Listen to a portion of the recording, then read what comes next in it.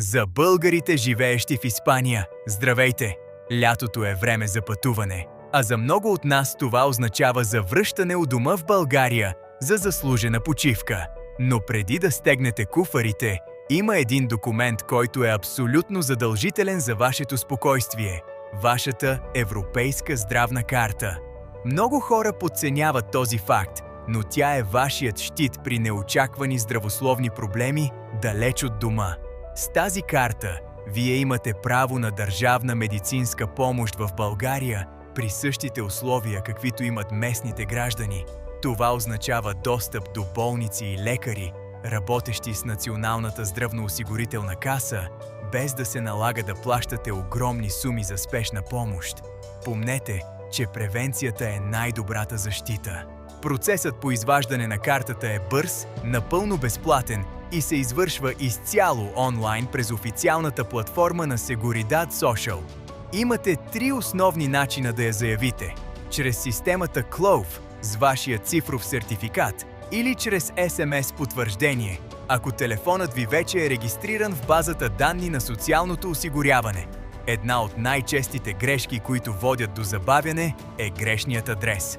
Картата се изпраща физически по пощата на вашия регистриран адрес в Испания. Ако сте се преместили и не сте обновили личните си данни в системата, картата ви може никога да не пристигне. Проверете всичко внимателно, преди да натиснете бутона за финализиране. Обикновено она пристига до 10 работни дни. Какво да правите обаче, ако вече сте в България, наложило се е лечение, а нямате валидна карта в себе си? В такива ситуации законът предвижда, че често ще се наложи първо да платите сами за медицинските услуги. Но не губете надежда за парите си. Задължително пазете абсолютно всички оригинални документи, фактури, касови бележки, епикризи, рецепти и доказателства за плащане. След като се върнете в Испания, можете да подадете молба за възстановяване на тези разходи съгласно европейските регламенти. Трябва да знаете обаче, че процесът е тромав и сумата не винаги се възстановява на 100%. Затова е много по-разумно да отделите 5 минути днес, за да си спестите стреса и финансовите загуби по-късно. Информацията е вашата най-добра защита в чужбина. Извадете своята Тарjeta Sanitaria Europea още днес и пътувайте с увереност.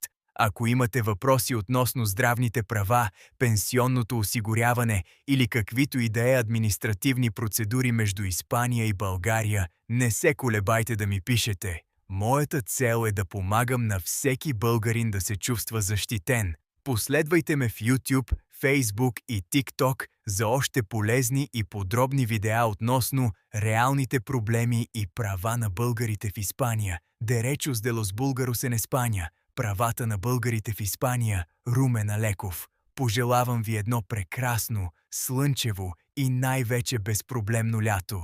До нови срещи!